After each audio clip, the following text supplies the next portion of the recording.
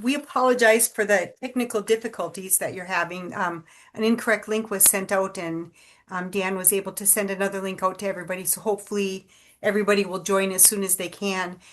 You won't miss anything because we are recording the session, and it will be sent out to everybody, so you'll be able to see it from start to finish. With that, I will let Sue do the introductions. All right, welcome everyone.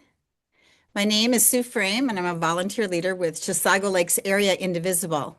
Welcome to our town hall. Thank you so much for your patience. The town hall is sponsored by Duluth Indivisible, Metro CD8 Indivisible, and Chisago Lakes Area Indivisible. Thanks so much for joining us.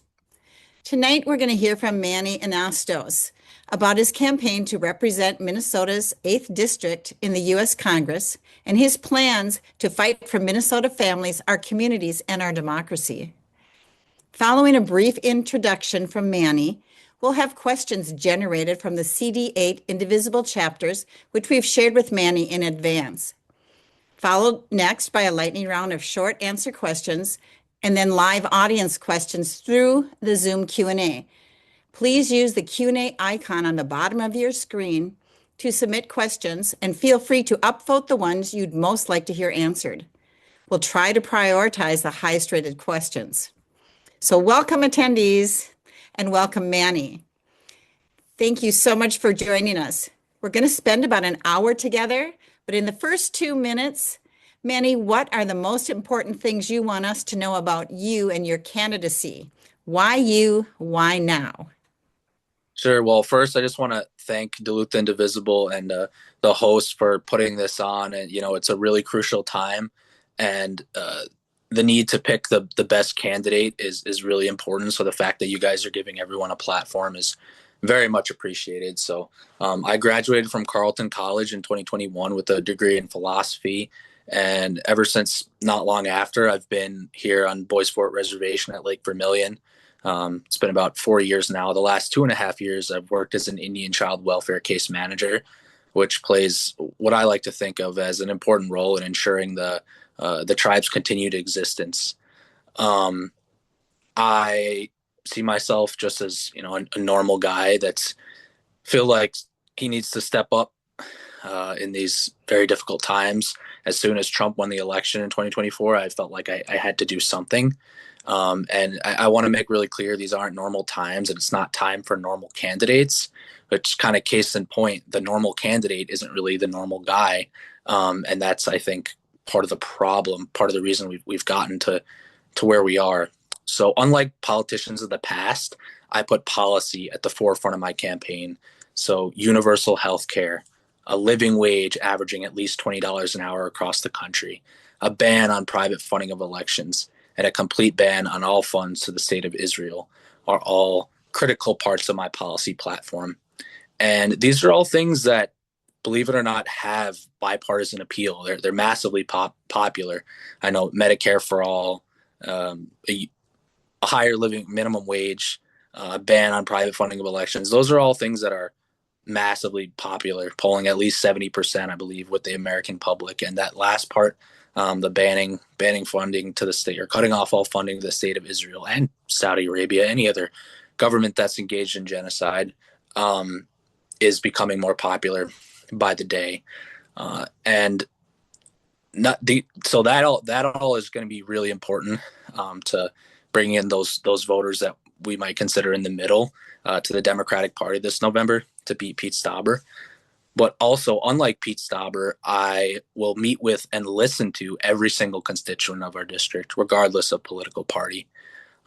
But I will not waver when it comes to the very, very urgent and important matters of impeaching the current president and also defunding and abolishing ICE so we can weaken his sort of personal military there. Those are really, really urgent matters. So, yeah, that's an introduction, and I'm ready to get into questions. Thank you. Hi, my name's Kelly Smith, and here's the ground rules for tonight. One of the leaders of We the People Cloquet area. Oh, I'm one of the leaders of We the People Cloquet Area Indivisible. Here's our format for this town hall. We have 6 set questions from the indivisible groups in Minnesota's 8th District. We also have a lightning round with questions drawn from Indivisible's National Theory of Change. We are building a sustained, decentralized grassroots movement to hold elected officials accountable and advance progressive policies to create a multiracial, fully participatory democracy where liberty and justice for all really means all this time. We're taking this primary very seriously. The session is being recorded. We'll send it out to everyone who registered. As a reminder, please submit questions via the Q&A function, not the chat. And be sure to upvote so we can prioritize your questions. Everyone on this call knows we're at an inflection point for our democracy. Minnesota remains front and center right now as we live through an ongoing, unprecedented federal assault on our state, on our safety, our ability to thrive, and our right to shape our own future. And now we're at war. What's happening now, whom we send to Washington, and the decisions our federal leaders make will determine whether we stop the harm and change course. So let's start with the first question. We've told Manny that he'll have about 5 to 6 minutes to answer each of these questions. Hello, Manny. I'm Paul Fleckenstein from Good Trouble Indivisible here in Duluth.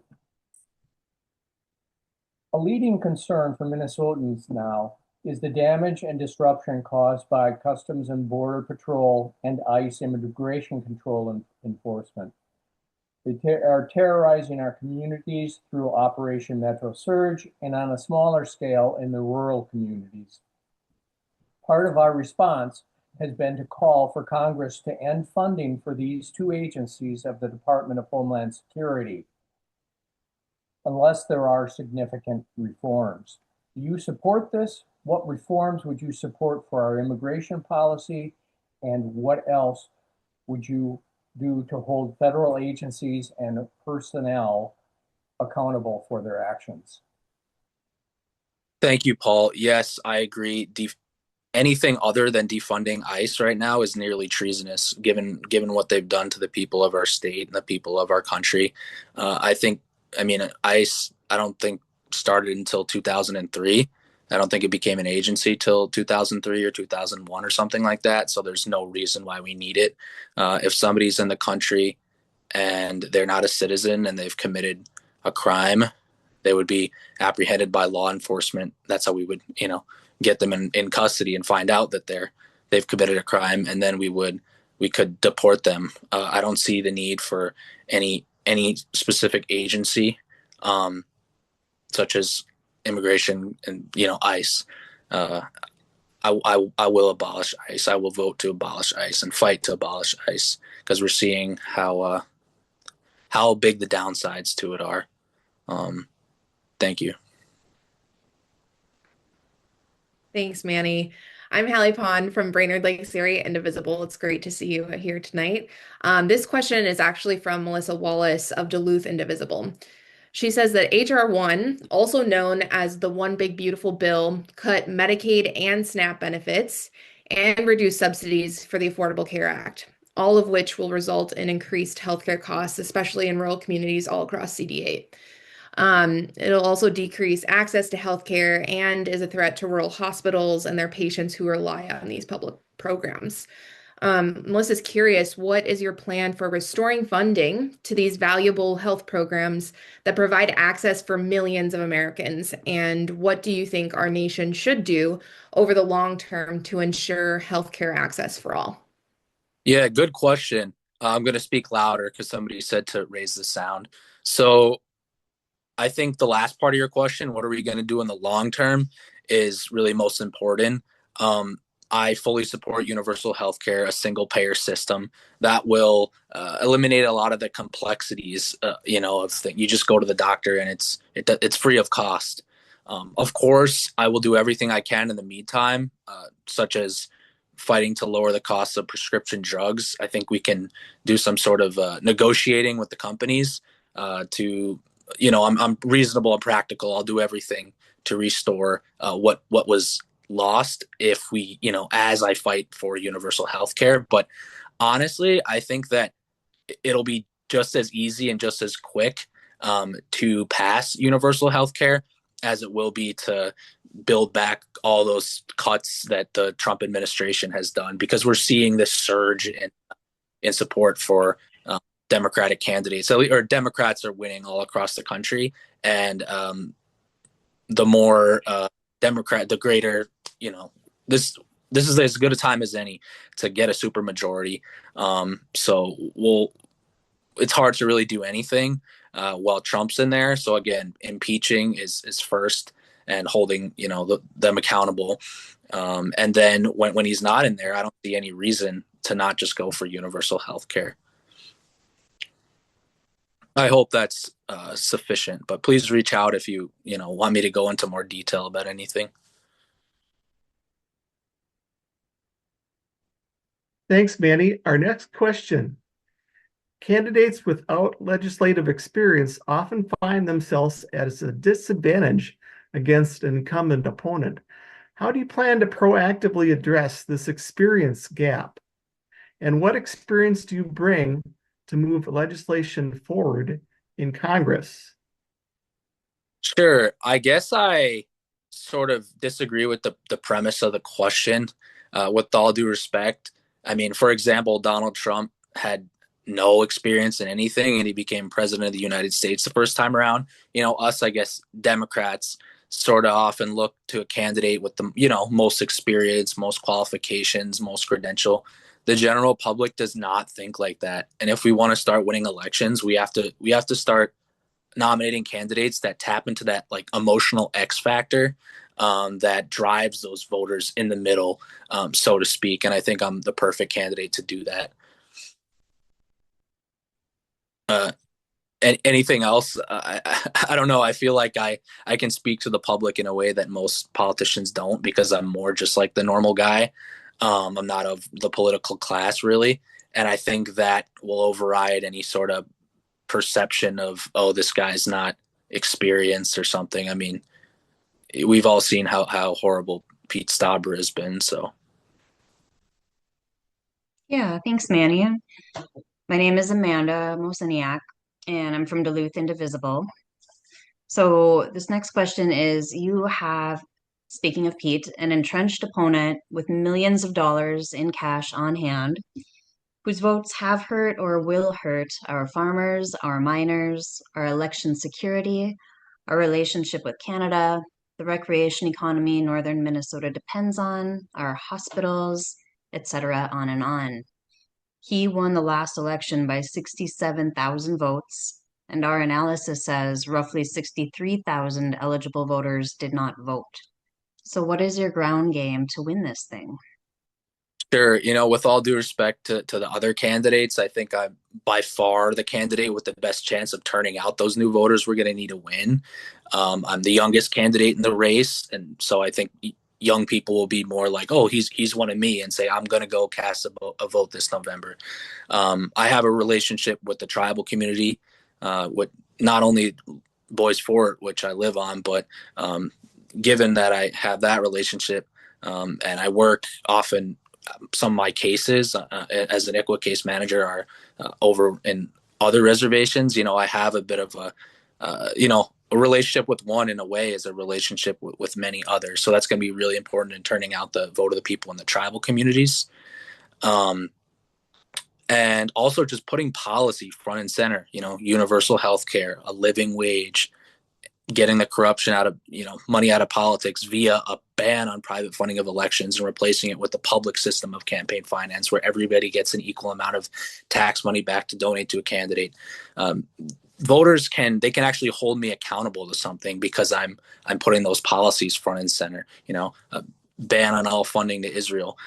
So they can trust me, like, this is what this guy stands for, and this is what we can hold him accountable, to do, as opposed to leading with a story about, oh, I came from this, I came from that. It seems like every single candidate, no matter how bourgeois they look, say they grew up in some trailer and some, so I don't lead with a story. I lead with policy, and that's really going to help turn out those people that normally stayed at home. And I feel really inspired about the ground game and the campaign that I've already built. nearly everyone in the campaign is somebody that came to me and said, Manny, you know, we're inspired by your campaign. We want to join you. We think you're the best candidate to beat Stauber.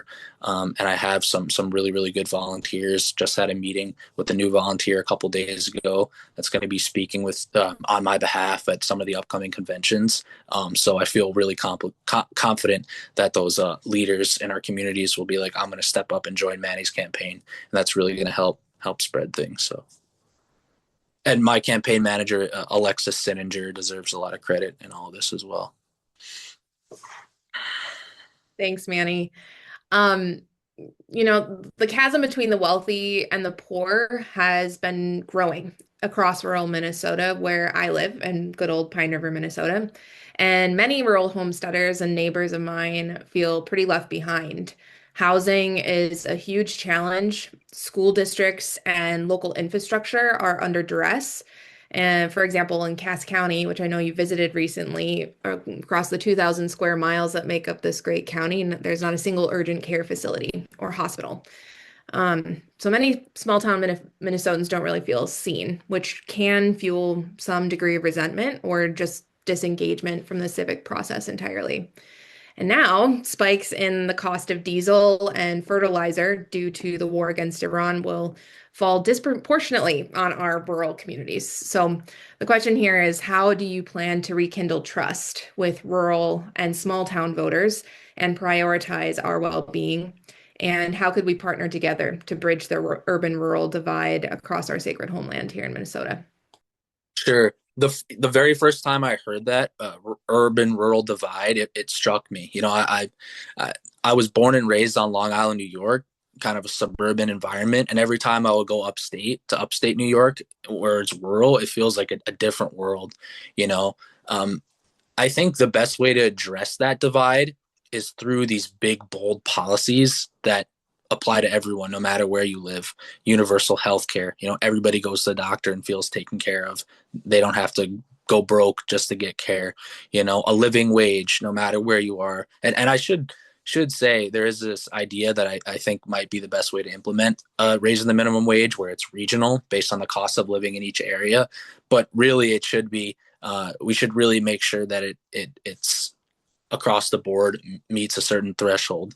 You know, I think having those really bold policies in place across the nation will bridge that rural urban divide, because it'll make everybody feel like they're part of live within a government and a nation that cares about them. You know, of course, meeting with, and like I said, speaking with people from anyone in our district, no matter what you are, a farmer, a bar beverage server, like I worked for a little bit, even a corporate executives, even, it doesn't matter. Everybody's a person, and meeting with them and listening to them is going to be really, really important for my campaign. And it's going to be really important for building a greater community in our nation.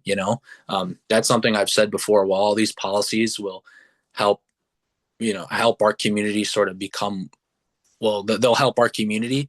I think the hope is that it all fosters a sense of community as well, where we, somebody from the city can go into some bar in the country that they've never been in before, and it feels a little bit more comfortable than it might feel in our nation right now. Great. Hey, Manny, thanks for joining us tonight. Good to see you, man. I'm Dan Leiden from Metro CD8 Indivisible. As you know, CD8 is an incredibly large and diverse district, including Twin Cities metro communities like the one I live in, but also Duluth, the North Shore, the Arrowhead, Iron Range, tribal nations, major parks and public lands, and the international border, and even the Northwest Angle. How would you balance the sometimes competing interests of these communities while representing the entire district? Absolutely. And thank you, Dan. That's one thing where meeting with and listening to every constituent is going to be key, because I don't know what the competing interests are, and ultimately I would think that they shouldn't have to be competing, but I get it. Like, for example, I think over the past 50 years or so, people have moved away from the Iron Range.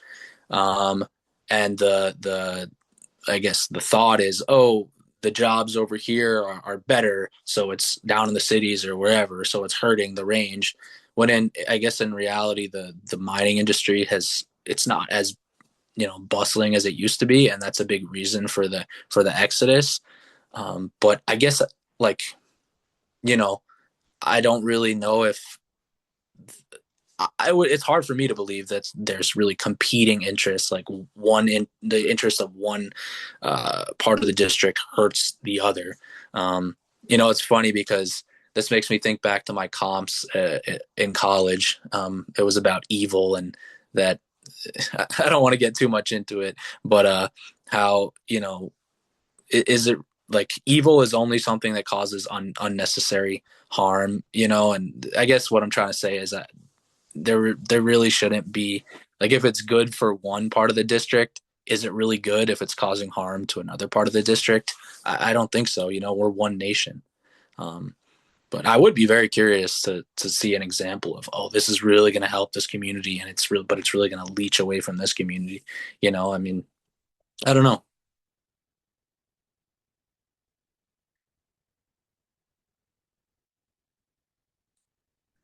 So before we get into the lightning round, I just want to remind everybody that we are going to be asking questions that you guys submitted based on who gets the most upvotes. So if you haven't had a chance to look at those questions, why don't you go and look at them while we're doing the lightning round, and then Amanda will take care of selecting those questions when we're ready. So I'm Cindy Olson from Duluth Indivisible. It's time for the lightning round. Manny, what we're looking for is a minute or less in answers to each of these questions. And if you are elected representative to represent us in the U.S. Congress, do you feel military action of any kind should require explicit congressional authorization? Absolutely. Yes.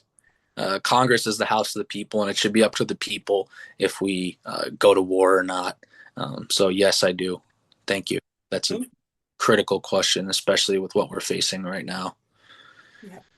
Okay, the next question. You're going to face a long list of challenges in Congress, from cuts to basic health care and climate resilience, to protecting our lakes and streams, to attacks on Black, brown, trans, and queer communities, and the gutting of science and public health. This moment will end, but the work to rebuild will be immense. If you get to Congress, what are the top priorities you will want to focus on first? Yeah, I mean, in order to even have a chance of mending them, we need to get past the authoritarian takeover. So I want to ultimately abolish ICE, but if we can, defund ICE at least to the previous levels, I think, which is 2/3 of the current budget, it will be very helpful. And then, impeaching Trump is going to be critical. And say, oh, we replace him with JD Vance. Yeah, I think I think it would be a step up as far as the safety of our country. I mean, he's a soulless person, but I don't quite think he's as crazy as Trump. And we can even impeach him too. If we get that majority in the Senate, the 2/3, why wouldn't it allow us to impeach Vance, given he's been an accomplice in all this illegal and unconstitutional stuff? So that's really urgent. And then again, the long-term thing, I've heard it's much easier to tear down an institution than rebuild it. So that's what was so concerning when Elon Musk was going crazy with his criminal Doge stuff.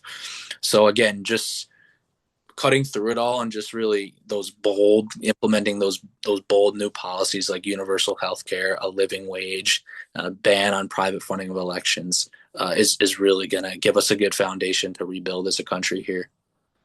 Perfect. Will you join the Congressional Progressive Caucus? I'm sure I will, because I'm sure the vast majority of their priorities are perfectly in line with what I hope to accomplish. And I do consider myself, I think, a progressive. I mean, I always have considered myself a progressive. I don't think about it as much anymore, because I just think of myself as, this is logical. This is what's best. It's not biased in an overly liberal manner or anything, I mean, I think one of the misconceptions of my youth being overly, I guess, liberal, is that people will never take advantage of, like, an easy route or something. Or, like, for example, they're never going to take advantage of their boss, or they're never going to take advantage of, like, if somebody gives them a bunch of money, they might just not work and be lazy. Like, I do think that that can happen. I mean, people can be evil. We saw how Trump was voted into office. What's to say that people won't, take advantage of a generous boss or something like that. So I just want to put that out there. I'm not somebody that thinks it's impossible to be too progressive or too liberal, but at the same time, the Overton window has shifted so far to the right. I'm sure all the people in the progressive caucus are those good people that want the best for our country. So I'd say it's a 99% chance I end up joining them. Maybe not that, we'll have to see, but pretty high. Perfect. Should members of Congress and their families be banned from trading stocks and betting on prediction markets? Yeah, of course. Trump's family has made millions, billions off the White House. I mean, he's talking about, he's trying to blame other people for fraud, which, I mean, does exist. But one man, I think, is $500 million crypto scam meme coin prior to or right after his inauguration. That's the amount of money he raked in himself. So, what you're proposing, the banning stocks and crypto trading, is just like baseline bare minimum stuff. Absolutely. I do support that. Perfect. What is your position on the role of non-disclosure agreements with respect to private corporations and elected officials? I remember reading through the questions and remembering what a non-disclosure agreement was. I suppose I don't recall, though. I don't know if you're allowed to remind me. Go ahead. Sorry. So a non-disclosure agreement would mean that a company is talking to an elected official, but they're telling them, you can't say a word about this. We're just going to talk to you in private about it. Is that a good enough explanation, everybody? That's a good explanation. Well, so Manny, the reason why this has kind of come up right now is because when they were doing the data center in Hermantown, they had representatives signing non-disclosure agreements, so they couldn't talk to the people about what was happening. Yeah, this is one of those things where it's weird because our minds almost trick ourselves into, oh, maybe we shouldn't, maybe there should be some private The reality is no. It's way more dangerous to allow non-disclosure agreements and allow these kind of secret meetings to take place. If we really want to be a nation of the people, where the people and we're a true democracy, we would have to ban non-disclosure agreements, and I will fight to ban non-disclosure agreements now that you've explained to me exactly what they are. Thank you, Dan and Cindy. You're welcome. If elected, will you commit to meeting in person regularly in your district offices and other community settings with your constituents, including those whose party affiliation is not your own? It's funny. There's a guy that called me that voted for Pete Stauber multiple times, and now he's engaged in the Democratic primary process and maybe even endorsement process to oust Pete. He said the reason he voted for him is because Pete, back in the day, came to his house and met with him in his house. It was funny because I was going to say, I'll come anywhere. I'll come to your home. I'll meet you wherever, Obviously, Pete's strayed very far from whatever his roots might have been, or maybe he just had an in with that family. I don't know. But my point is, yes, of course I will. And that's listening to people throughout the campaign trail. It's really been a strength. Because it gives me this body of knowledge to bring onto the campaign trail and then bring with me into Congress. And it's really a beautiful thing to see. It's just up to me to really listen and pay attention. And also, of course, have the judgment to decide what seems trustworthy and what doesn't. So besides politics, what are you curious about? Yeah, this is one that struck me immediately when I read through the questions. The life that being part of this tribal community has given me over the past 4 years, I'm really, really lucky.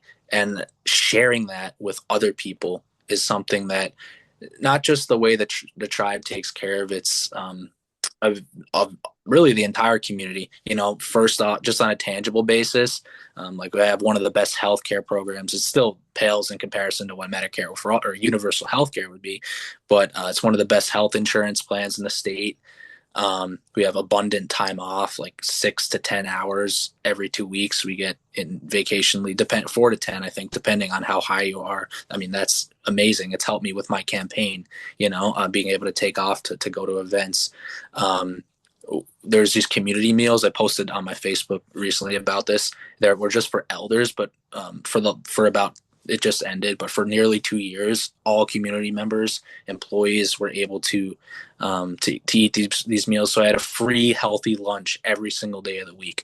And then just on a spiritual basis, when it comes to powwows and netting and wild ricing, those are really beautiful practices where there's a lot of conflict, family beef, in some of the tribal communities, and it sort of puts that all aside. It's amazing to see everybody just get together at these events and put it all aside. So just I want to share that with people, and also just above all, the beauty of the tribal lands on the reservations are just kind of unmatched. Like I've actually never taken a trip in the Boundary Waters, even though I live on the south shore of Lake Vermilion. Trout Lake's just on the north shore.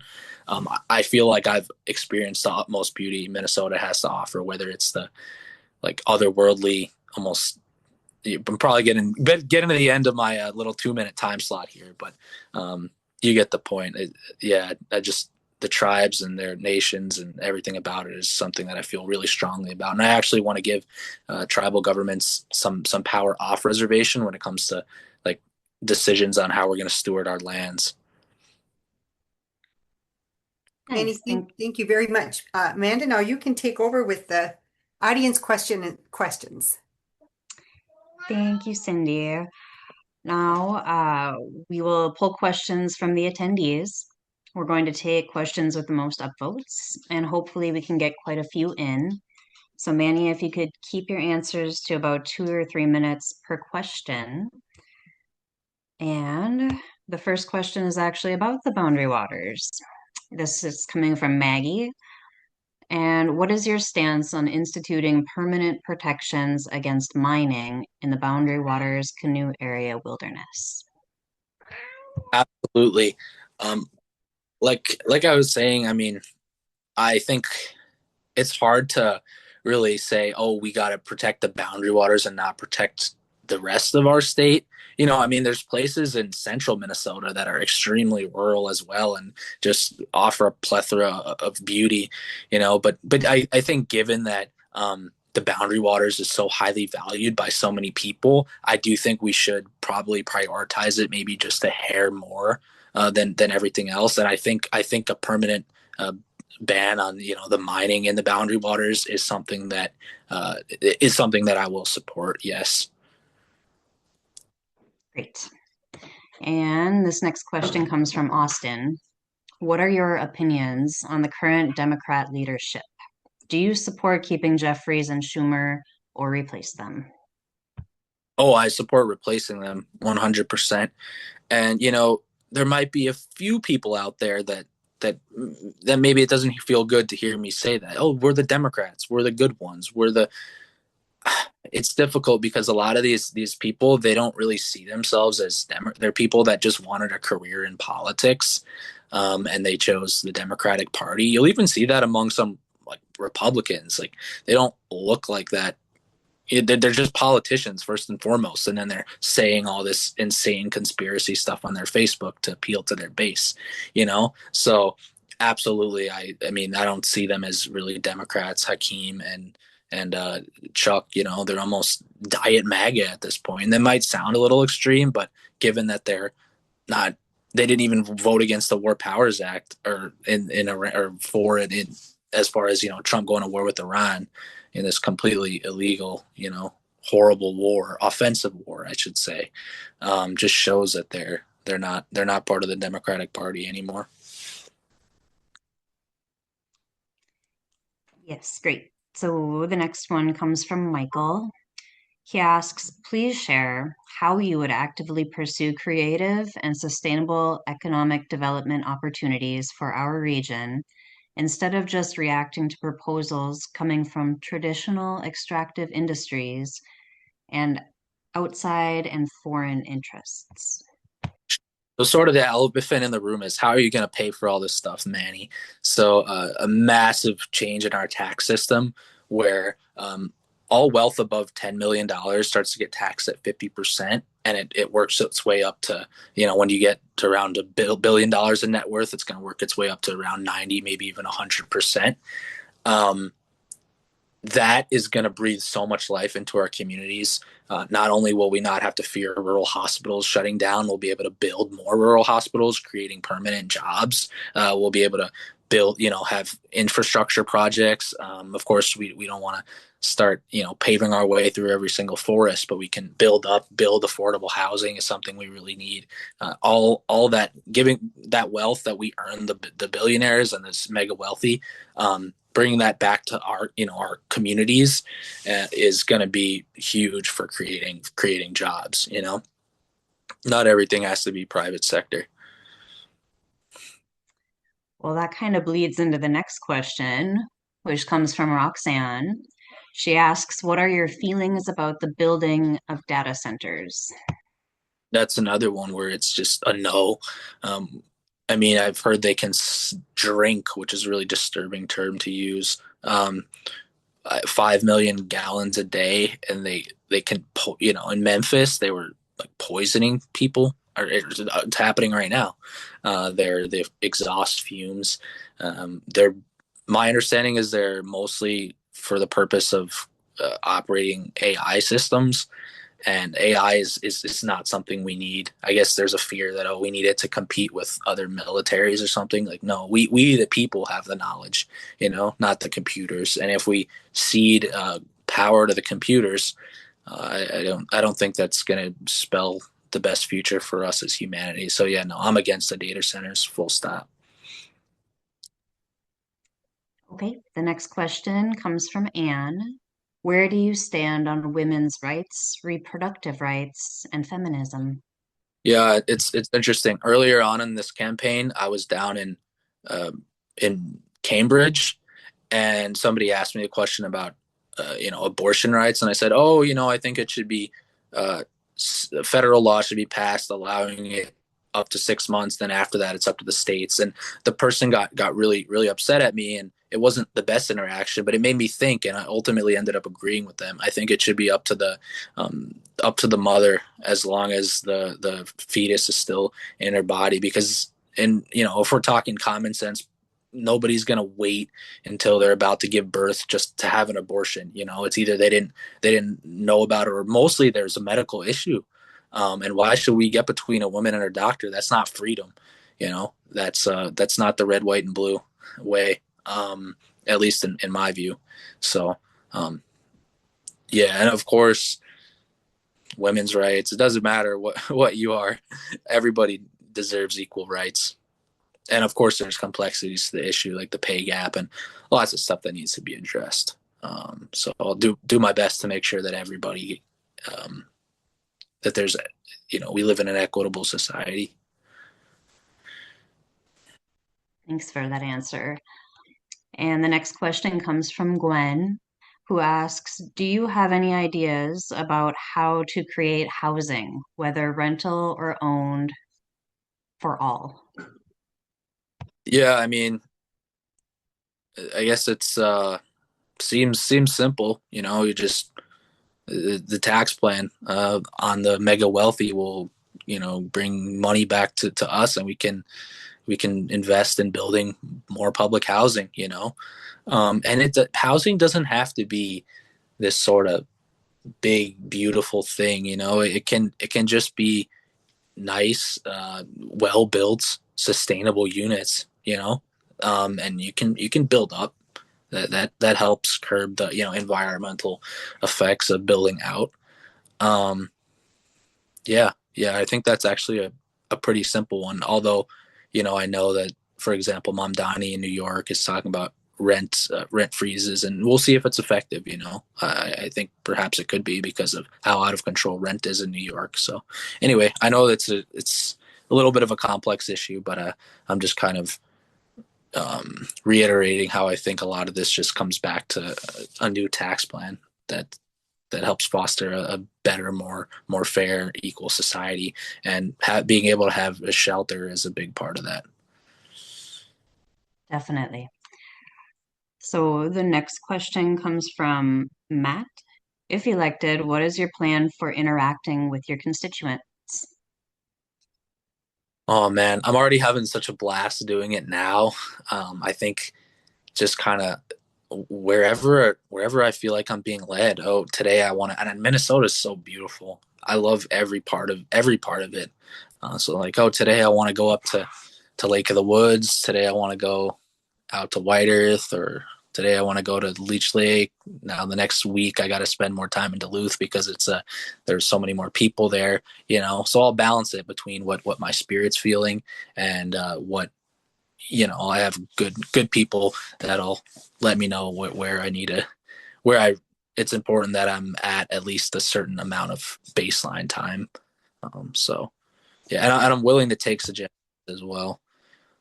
But being in the district and talking to people is important. Yeah. It is important. And another question from Gwen is regarding ICE. Are you opposed to all immigration enforcement, including at the border? Are you in favor of open borders? Yeah, it's a tricky one. I'm definitely in favor of abolishing ICE when it comes to CBP. I mean, I think they were the ones that were responsible for murdering Alex Preddy. So it's almost like the argument extends to them as well. Like, that this is something that probably does more harm than more good. I mean, when we talk about, so what's the threat here? Oh, the threat is all these people pouring into the country.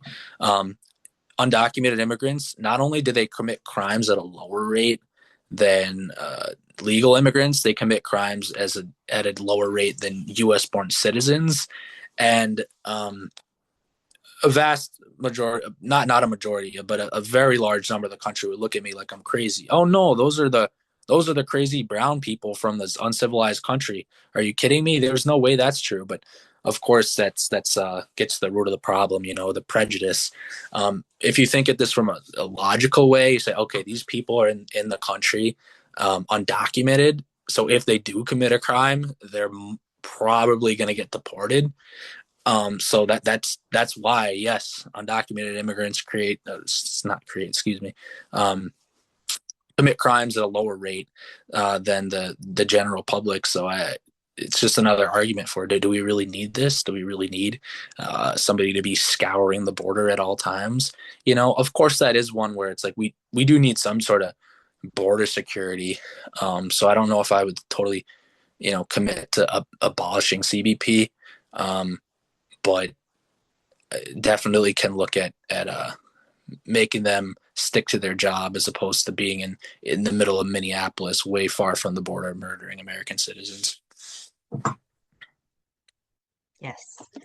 And here's a question from Heather. She asks, what are your specific action plans to address education problems, specifically ensuring teachers are getting the wages and benefits they deserve?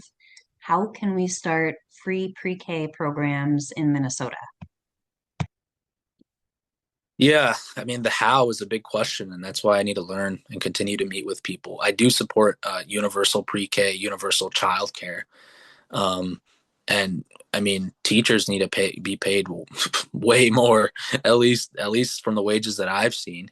I mean, I wasn't a teacher per se. I was a worker at the Boys and Girls Club at Lake Vermilion. And given that's, a tribal position, the tribe only has so much money, but I was paid a very, very, very low wage. And I've seen a lot of teachers that work for the state or whatever it may be, some public entity, they're paid, I mean, a laughable wage. I think ideally, people that spend their time teaching in the classroom should be making close to six figures there. I mean, it's an insanely difficult job, I think.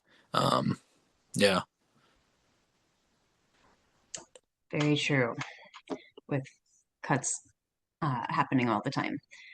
And this other question is from Heather as well. We have just a few questions left, by the way. So again, Heather is asking, what is your stance on gun policy? How can we create policy that ensures stronger regulations without limiting responsible gun owners? Yeah, you know, there's a lot of really basic reforms that I guess the big point here is where's the difference between defensive weapons and offensive weapons, right? So, for example, uh, pistols, handguns, I can see how they can come in handy for being able to defend your home, you know? But when it comes to, um, you know, AK-47s, AR-15s, but more importantly, just those massive clips, switches, that shoot out, a massive amount of rounds very, very quickly.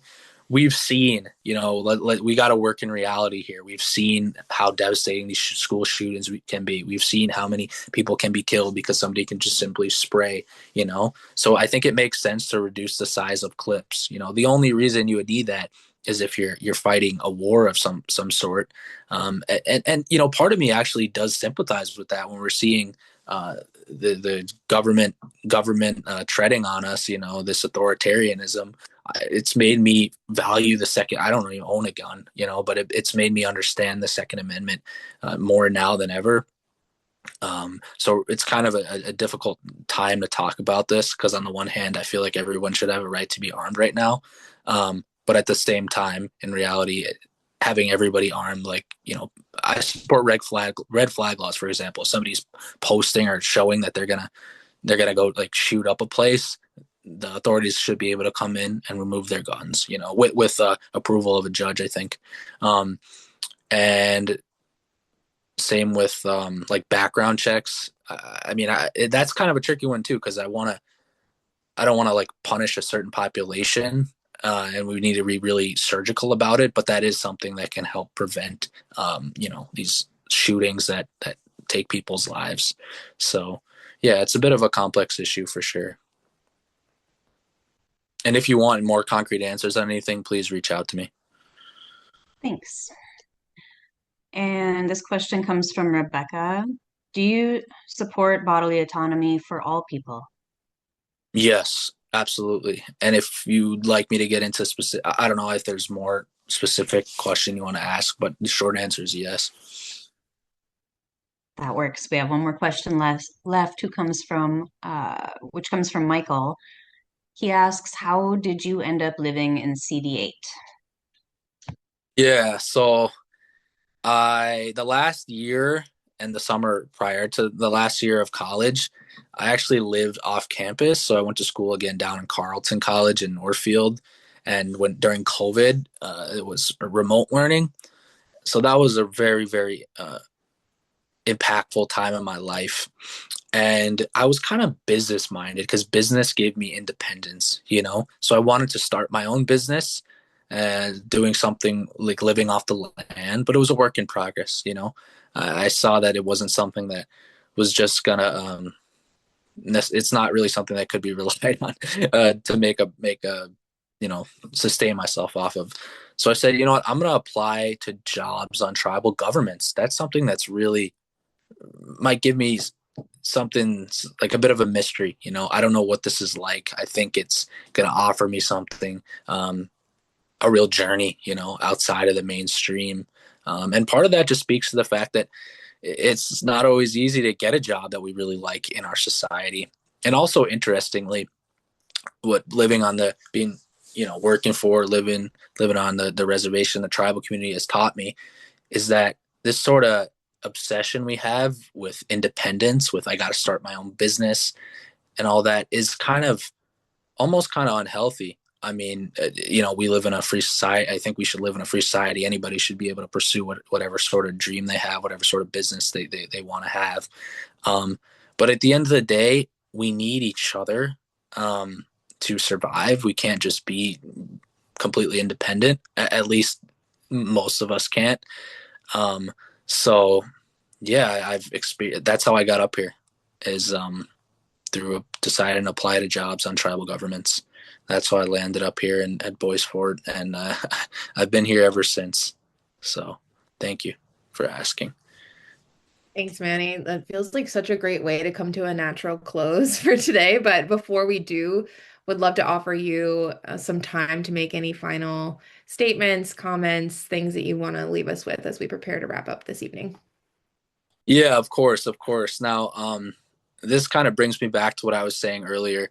This isn't a normal time, and this isn't really time for normal candidates. And even though sitting here on Zoom, I may seem pretty normal, and I am pretty normal. Um, we we really need to, I think, I guess what I'll say is, earlier I rejected the premise of a question. I said, "Oh, it's not true that the incumbent has an advantage with more legislative experience." And Trump won without any legislative experience, and so that might concern people. Like, oh, what do you want? What do you want to be like Trump? No, I don't. Trump brings out the worst in people, and I think I can bring out the best in people. I have a really good friend that, leading up to the election in 2024, started sending me memes, negative stuff about Kamala. And at one point, I even saw them turn on a Trump rally. And I don't think they actually made it to the polls on election day to vote for Trump, but I knew what side they were on going into the election. And I'm so proud that this friend joined me at the Whipple building on January 23rd, the day before Alex Brady's murder, face to face with ICE agents, standing up for our democracy. So I really think that I can bring out the best in America. And, for those who might be fearful about my lack of experience in government, the same hard work that I'm doing to call every single delegate, pre-convention delegate, which there are thousands of in this endorsement process, is the same hard work I'll dedicate to my role in Congress. And the same way that I'm going to meet with every single delegate to the CD8 convention, or speak with every single delegate, particularly those that may currently support a candidate other than me, in hopes to convince them to change their minds and back my candidacy, is the same way I'm going to work with those Republicans in the Senate to change that, because we'll easily be able to get the simple majority in Congress, but the super majority in the Senate, the same way I'm going to convince you to change your mind to support my candidacy is the same way that I'm going to convince those Republicans to change their mind and do the historic act of impeaching and then removing Trump from office. And I think that the thing I want to close on is, they say fear is a powerful motivator, and it's kind of unfortunate, but I'm going to use it here. I think a worst case scenario would be, it's next year, 2027. Trump's assault on our democracy has gotten even more out of control. Run-of-the-mill Democrats in Congress are still doing very little to fight back, and we're all sitting here wondering why we didn't send Manny to Congress to fight on our behalf. So I'd be honored to have your support in the endorsement process, if there's a primary process, in the primary process as well. And then into the general election, of course. So thank you guys so much for having me. Thank you, Manny, truly, for taking the time. And thank you all for joining us on this call tonight. Despite our little technical difficulties, we appreciate your patience.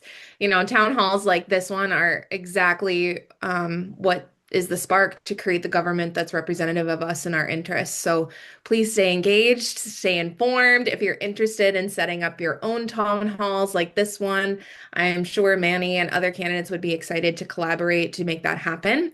We are all connected and we are all deeply needed at this moment in our history. So a couple of things to keep out your ears to the ground for. Next Wednesday, March 18th, will be a town hall with John Paul McBride, followed by one with Harry Welty, which is who is a Republican candidate, on April 8th. And Dr. Wendell Swift will follow, who's another DFL candidate, on April 15th. So head on over to Mobilize to register for those events. And don't forget, March 28th is No Kings 3. So find one near you, or plan one near you if there isn't one. Thank you all for joining, and the recording of tonight's town hall will be available on the Metro CD8 YouTube page. Thank you, Dan Leiden, for making that happen for us. And it will be sent out to all registered participants, regardless of whether or not they were able to tune in tonight, over email once it's done uploading to the cloud. So thank you all. Have a delightful evening and take good care of yourselves. See you all soon. Thanks, everyone. Thanks, Manny. Thank you. Oh, Dan, you're the best. You guys are all great. Thanks, man. Yep. Bye.